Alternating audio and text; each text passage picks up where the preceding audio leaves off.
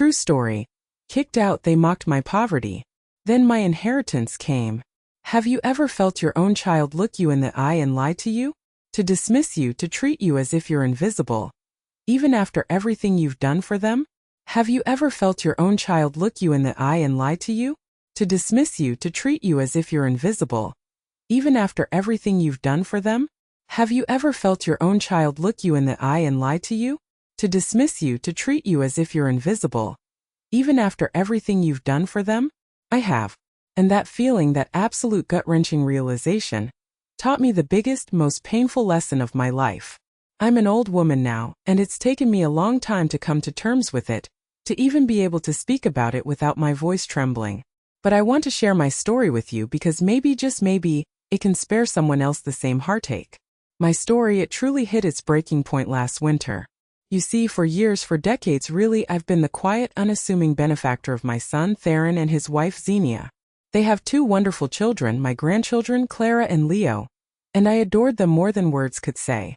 I always thought, foolishly perhaps, that by supporting my son's family, I was ensuring their happiness, their stability, their bright future. I was building a legacy of love, a foundation for generations to come, or so I believed. My cozy, well-kept home, filled with antique furniture and the scent of lavender and old books, often felt too quiet without the boisterous energy of my grandchildren. Their visits, though infrequent and often hurried, were the highlights of my week. I convinced myself that my financial contributions were simply another expression of that deep, abiding love. Every winter, for as long as I can remember, our family, my son, his family, my daughter Amelia, who lives out of state and is a completely different story, bless her heart, and me would go on a big winter retreat. A luxurious mountain resort, usually in Aspen or Vail, somewhere truly beautiful and extravagant. Imagine the crisp mountain air, the towering snow-capped peaks against an impossibly blue sky, the scent of pine and wood smoke curling from grand fireplaces. We would stay in sprawling chalets with panoramic views, dine on gourmet meals prepared by private chefs, and spend our days gliding down pristine slopes or luxuriating in world-class spas. Every single year, without fail, I was the one who funded it. Every private jet charter, the purring engines of which always felt like a promise of grandeur, every gourmet meal, every ski lesson for the children, every indulgent spa treatment for Xenia and me, it all came from my pocket. It was a tradition, a cornerstone of our family's togetherness, a shimmering annual reunion. Or so I thought. Last November, as the chill started to set in and the first snowflakes dusted the ground, painting the world in a delicate white, I started to feel that familiar excitement. I envisioned Clara's delighted squeals on the slopes, Leo's proud grin after mastering a new trick. I waited for Theron or Xenia to call, to discuss dates, to ask for my preferences, perhaps even to playfully tease me about my annual preference for a good book by the fire over a challenging Black Diamond run. I waited for them to talk about the usual arrangements, to coordinate flights and lodging. But the calls didn't come. Days turned into weeks. The silence stretched, growing heavier with each passing day. I saw Xenia's posts on social media. Carefully curated pictures of new, high-end ski gear laid out on plush carpets. Mentions of winter wonderland plans with cryptic emojis. My heart began to sink. A cold dread creeping in deeper than the November chill. Colder even than the anticipation of winter. Had they forgotten? No, surely not. This was our tradition. This was my tradition, really, that I had so generously shared with them year after year after year. I tried to brush it off, to tell myself they were just busy, caught up in the whirlwind of their own affluent lives. Maybe they were planning a surprise? Oh, how I clung to that hopeful thought, that desperate shred of optimism, imagining them bursting through my door with tickets and a triumphant grin. But as the first week of December arrived, and I saw more cryptic posts from Xenia about Countdown to Paradise, featuring photos of the children posing in front of travel brochures for exotic mountain locales, I couldn't ignore the gnawing feeling anymore. My stomach was in knots, twisting with a mixture of fear and growing indignation. My hands, they were shaking slightly as I finally picked up the phone to call Xenia.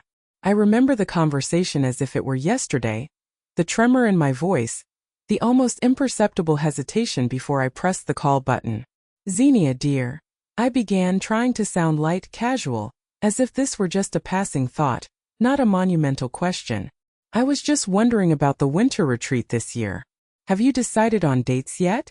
I know the good resorts book up quickly, especially the ones with those lovely private chalets we enjoy so much. There was a beat of silence on the other end, long enough to make my heart clench, to send a chill down my spine that had nothing to do with the weather. Then Xenia's voice, cool as ice, almost devoid of emotion, filtered through the receiver. It was perfectly modulated, polite, and utterly chilling. Oh, Alara, we actually decided to do something a little different this year. Just the four of us, for some true bonding time. The kids are getting older, and they really wanted to try some of those extreme sports, the rugged stuff. We're going backcountry skiing and trying ice climbing. It's going to be quite the adventure for us. The emphasis on us was subtle, but it landed like a physical blow. My breath caught in my throat, a gasp I managed to suppress. Just the four of them? My son, his wife, and my grandchildren. My own flesh and blood. My mind reeled, trying to process the casual cruelty of her words, the blatant exclusion. Just the four of you? But what about me? And Amelia? And the usual arrangements? I mean, I've always handled everything, of course. The flights, the chalet, the lessons, everything. I trailed off, my voice barely a whisper, the words feeling utterly hollow as they left my lips. The implication hung heavy in the air, unspoken but deafening. I wasn't needed. My wallet wasn't needed for them this year. I was surplus to requirements. Xenia actually chuckled, a brittle, dismissive sound that grated on my nerves, like fingernails on a chalkboard. It was a laugh that held no warmth, no humor, only condescension. Well, Alara, to be honest, we just felt you wouldn't enjoy the rugged activities. All that strenuous skiing, the snowmobiling, the ice climbing. It's really more for the younger generation, isn't it? We thought you might prefer a quiet week at home. Perhaps you could catch up on your reading? Or visit that new boutique you like. We were thinking of you, truly. Her voice dripped with saccharine insincerity, each syllable a fresh insult. My jaw tightened. My hands clenched around the phone, my knuckles white, as if trying to crush the instrument that had delivered such a devastating message. Quiet week at home? That was her polite way of saying, you're too old, too frail, too irrelevant to join us. You're a burden, not a joy. And not only that, but they had purposefully excluded me from an event I had always funded. The audacity, the sheer unadulterated gall of it stole my voice. I was speechless, utterly stunned by the depths of their entitlement and their casual cruelty. I just mumbled something about understanding, about being fine, about having other plans, and hung up before I could lose my composure completely. The phone felt heavy in my hand, as if it had absorbed all the weight of my lifelong disappointments, all the unspoken slights and ignored sacrifices. I sat there on my antique velvet armchair, staring at the intricate floral wallpaper, the tears stinging my eyes. Not tears of sadness, not entirely. These were tears of pure, unadulterated fury. This wasn't just about a vacation, not about a missed trip to Aspen. This was about years of emotional neglect, of being taken for granted, of my financial generosity being seen not as a gift, but as a permanent, unquestionable entitlement. This was it.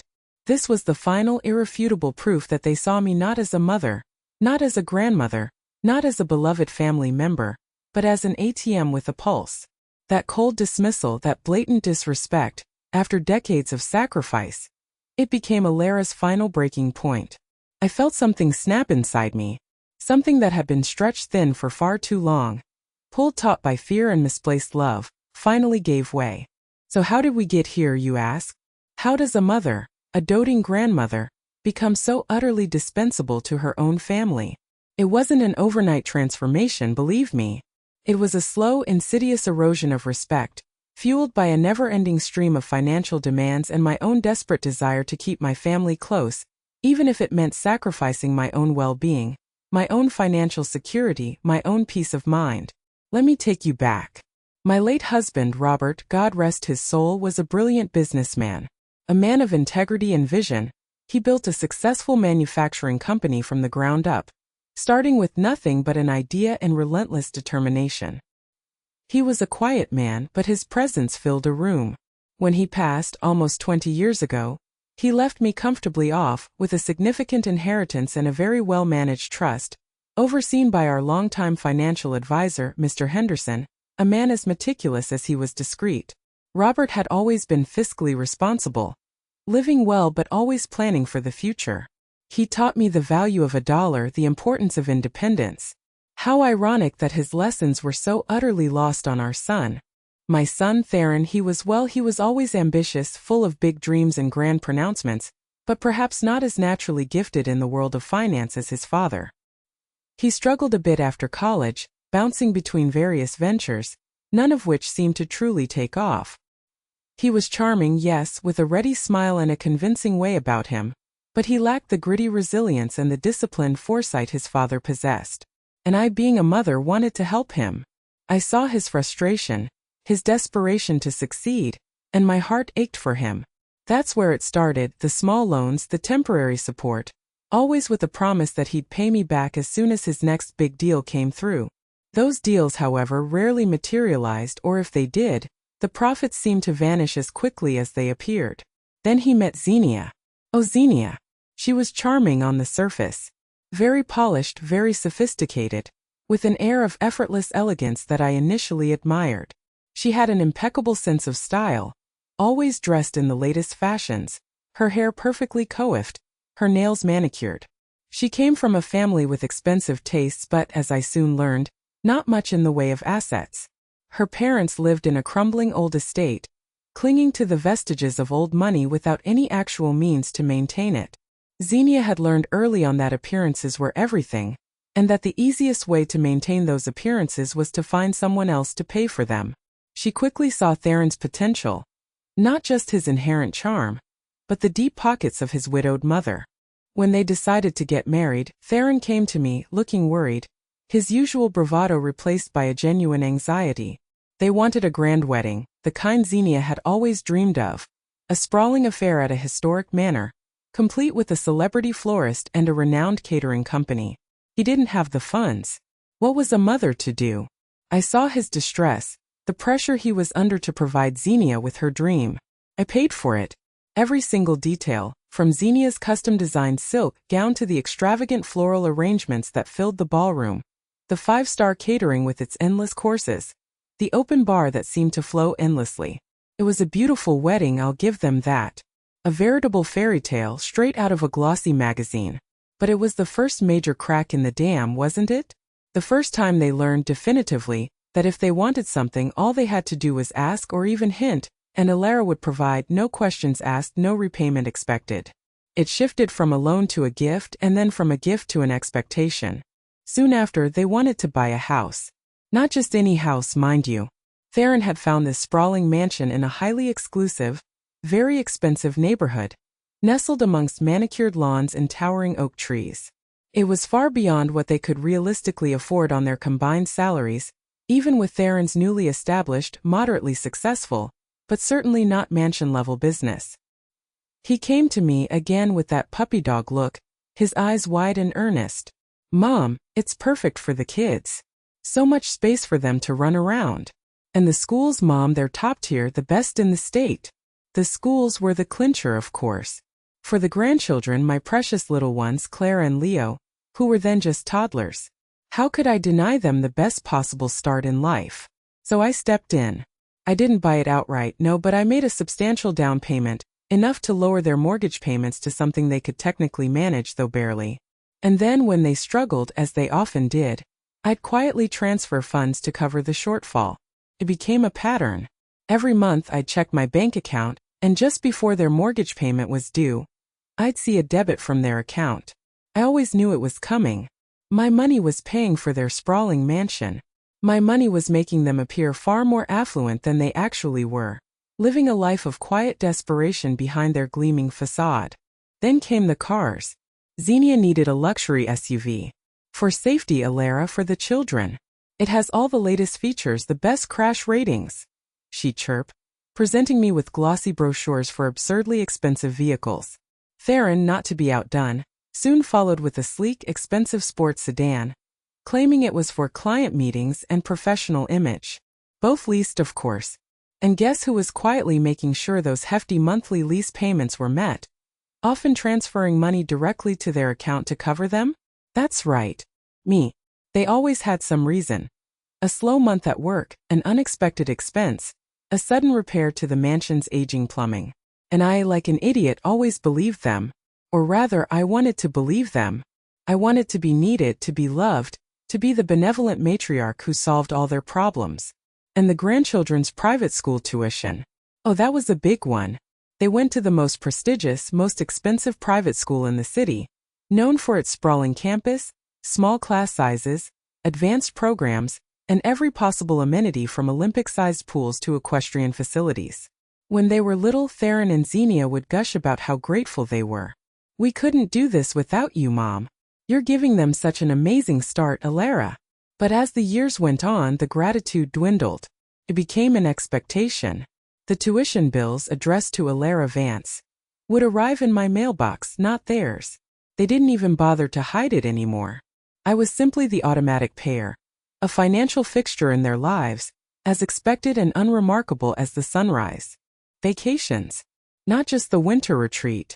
Summers in Europe, spring breaks in the Caribbean, yachting excursions in the Mediterranean.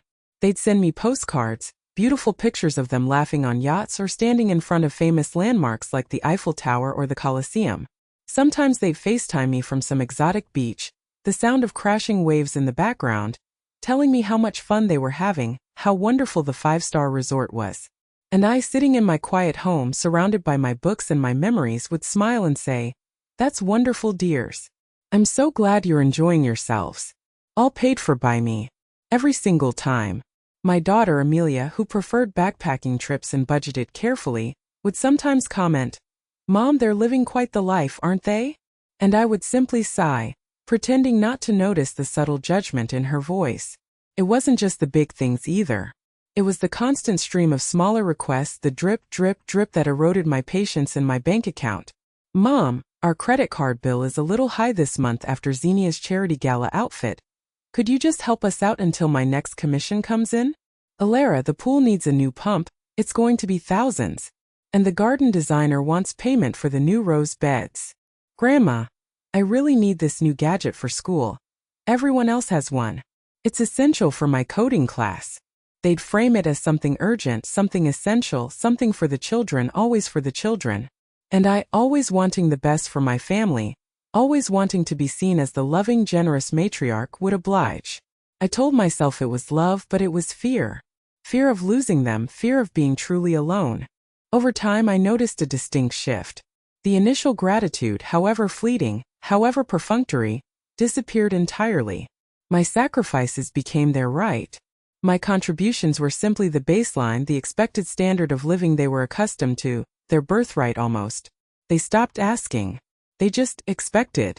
And when I tried to offer advice, or express a gentle concern about their spending habits, suggesting perhaps a smaller house, or a less expensive car, I was met with blank stares, eye rolls, or polite but firm dismissals. "Mom, you don't understand how things are these days. Everything costs more. The economy is so challenging." Or, "Alara, we've got it handled, don't worry your pretty little head. Theron's business is about to take off, you'll see." They would pat me on the arm, smile, and then go right back to their extravagant plans, knowing full well I'd be there to pick up the tab, a silent, invisible safety net. I started to feel like a vending machine. Insert money, get a fleeting smile, a hurried hug, a perfunctory "love you, Mom." My emotional well-being was completely disregarded. They rarely called just to chat, just to see how I was doing, how my week had been, if my arthritis was bothering me. Unless, of course, they needed something.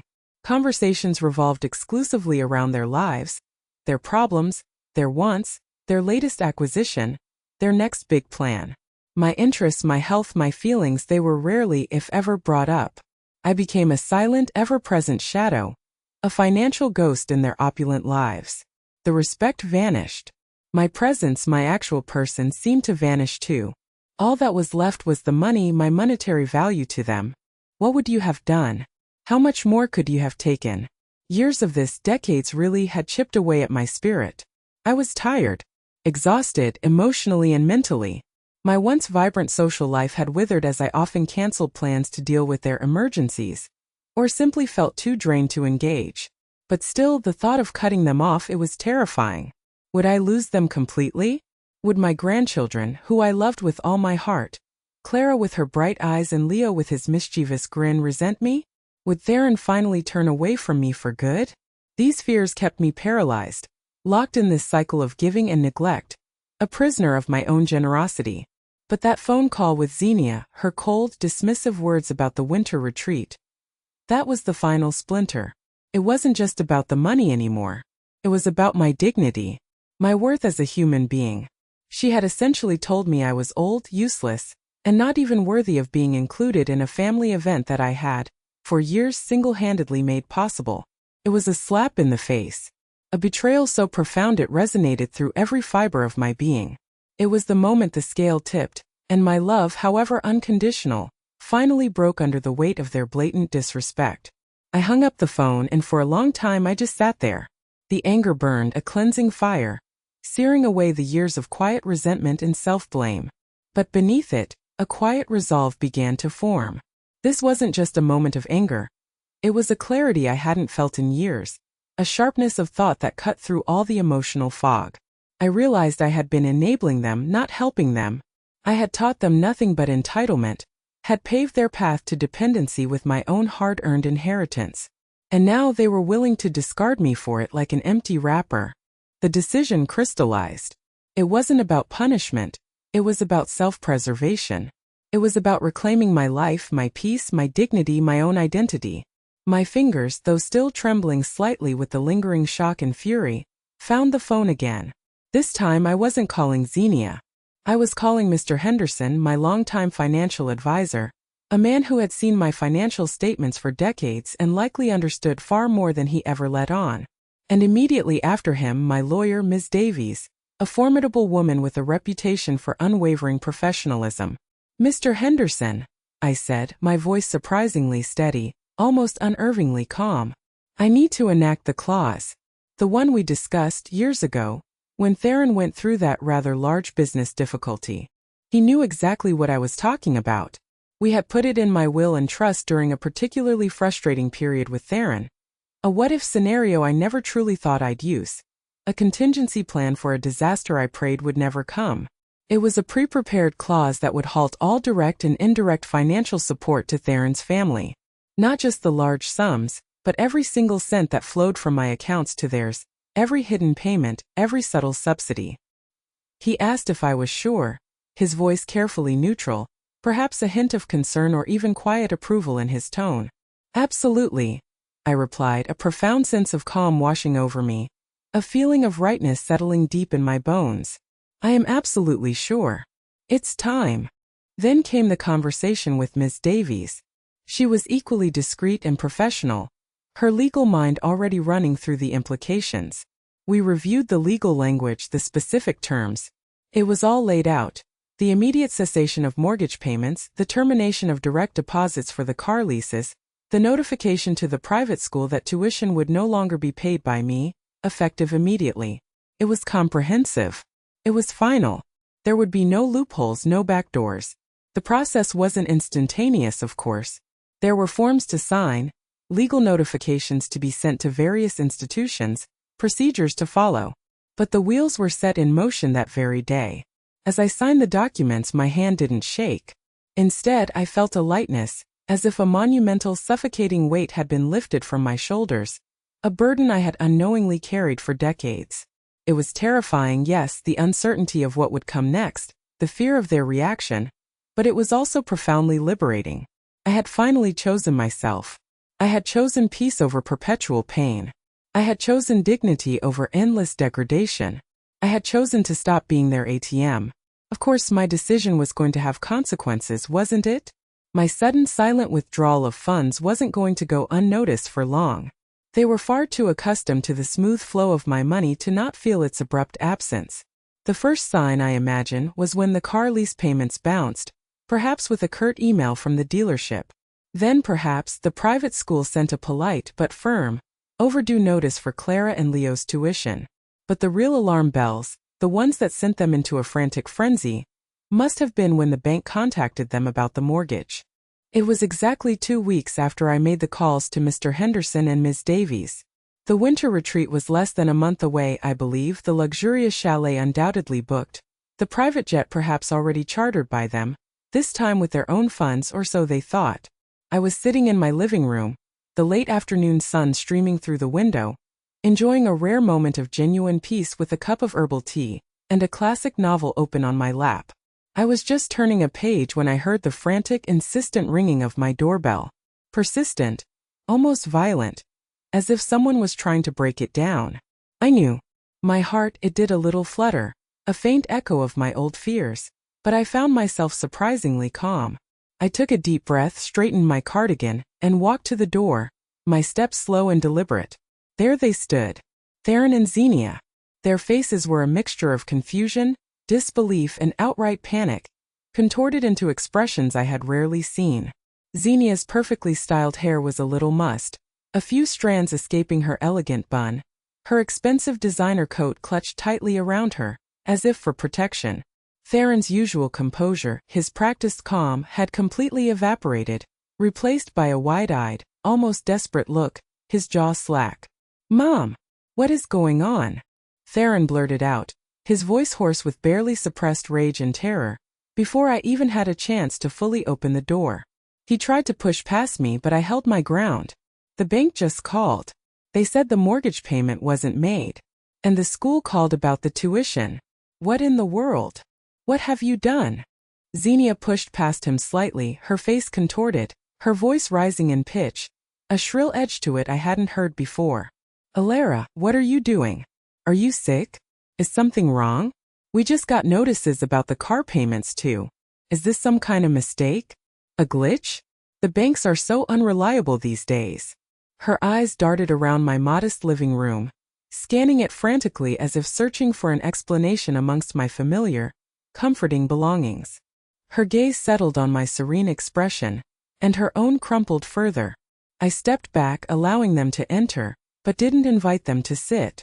The air in the room grew heavy with their desperation. I stood by the fireplace, my back straight, my gaze steady, meeting their frantic eyes with a quiet, unwavering resolve. "There's no mistake, Theron. And no, Xenia, it's not a glitch." Their eyes widened. "What do you mean?" Theron asked, his voice now a desperate whisper, the fight draining from him, replaced by a dawning comprehension. "Mom, you always handle these things. It's what you do." "Exactly, Theron," I said, my voice quiet but firm, each word carefully chosen, each syllable laden with years of unspoken truth. "I always handled these things. For years, I have shouldered your financial burdens. The mortgage on your sprawling mansion, which you couldn't afford. The leases on your luxury cars, which you certainly didn't need, flaunting them while I lived a quiet life. The exorbitant tuition for the private school, while I, your mother, live a far more modest life than the one my own wealth could afford me."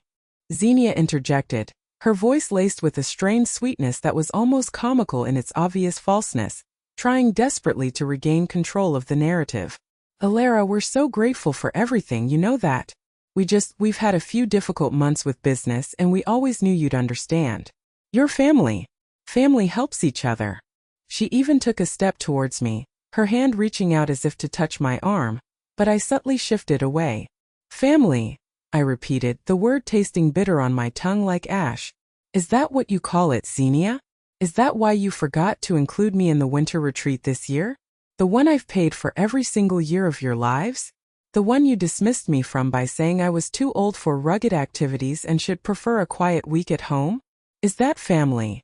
Their faces paled further, the color draining from them, replaced by a ghastly white. Theron stammered, his eyes darting away from mine, unable to hold my gaze. "Mom, that was just a misunderstanding. We just thought you'd prefer. You know, you always seem to enjoy reading by the fire more." "No, Theron."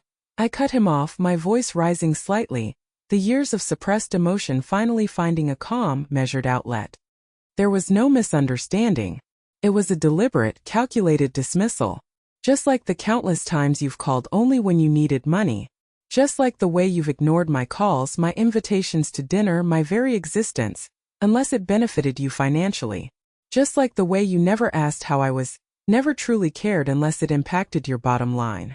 Xenia, ever the manipulator, ever the actress, tried a different tactic. Her eyes welled up, tears beginning to stream down her perfectly made-up cheeks. Her voice became a mournful wail. "Alara, how can you say that? We love you. We cherish you. Think of the grandchildren. What will happen to them? They'll have to leave their school, their friends. Their whole lives will be ruined. She gestured dramatically, as if painting a scene of utter devastation. Don't you dare bring my grandchildren into this, Xenia, I said, my voice steely, cutting through her theatrical sobs. This isn't about them. This is about your choices, about your entitlement. For years I have watched you live a lifestyle far beyond your means, funded entirely by my generosity. I watched my sacrifices become your expectation. I watched your respect for me dwindle into nothing but a transactional relationship. You saw me as a means to an end, a bottomless well of money, not a person. Theron, finally finding his voice, tried to assert some authority, to regain some semblance of the dominant son he presented himself as. Mom, this is ridiculous. You can't just cut us off. We rely on you. We're your family. What kind of mother does this to her own son? This is cruel. My eyes met his, and for the first time in years, I saw a flicker of the boy he once was, before entitlement had hardened him, before Xenia's influence had fully shaped him. The kind of mother who has finally learned her lesson, Theron, I said, my voice heavy with a lifetime of pain, yet resolute. The kind of mother who realized that true love does not come with a price tag, does not demand payment in dignity and self-worth. The kind of mother who realized that by enabling your dependency, by endlessly bailing you out, I was harming you and destroying myself in the process. This is my decision, I continued, my voice unwavering, and it is final. All direct and indirect financial support from me to your family has ceased.